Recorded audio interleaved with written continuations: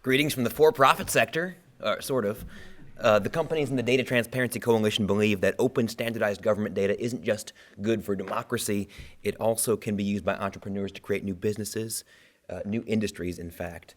Today we're going to talk about spending data, tax dollars, because in the government's data portfolio, there is nothing more valuable or more central than spending data. It's what the government is doing, it's what's for dinner. And spending data today is not accurate or not searchable, as delivered by USASpending.gov. I'm going to focus on grants and contracts data. We have much more to say about internal expenditures.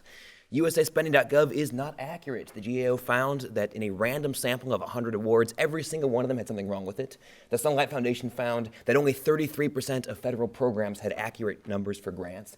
OMB claims there's 94% accuracy for contract data, but it's never been independently reviewed. It's not searchable. I ran this search this morning. Here we go with a search at housing and urban development for all the recipients of HUD grants. State of New York is both number 20 and number 22. Why is that? Why does the state of New York show up twice in that list? It's because we don't have standard identifiers. First, there's no standard electronic award identifier. The Government Accountability and Transparency Board recognized that last December. Nothing has been done about that.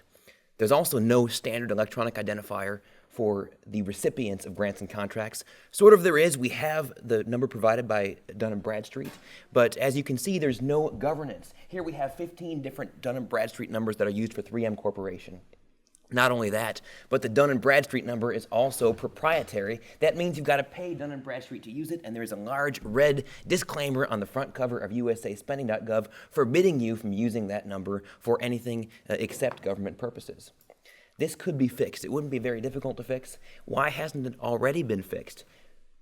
We have dozens of agencies all running their own programs and their own projects, assigning their own identifiers, and truly, it's nobody's job to assign unique recipient and award identifiers within federal spending. We have at least 4 different agencies that take lead roles in the management of spending. We have at least 8 different databases and reporting streams, and it's nobody's job to figure out this identifier mess. Well, what's the answer? There are a couple of things we could do. Executive action. Last summer, OMB made a promise. They said they would start working on feasibility studies to consider how an award ID might be constructed with cost and benefits and so on. That was in testimony before the Senate. Nothing's happened clearly because last week the Recovery Board said it hasn't happened yet. The other possible solution is legislation. The Data Act was endorsed by a bunch of people who are referred to on this slide. Grover Norquist on the right, Center for American Progress on the left, and everybody in between, including every single member of the House of Representatives. Our problems are in the Senate, so I'm preaching to the choir here. Contact us at executive action or legislation. Thank you.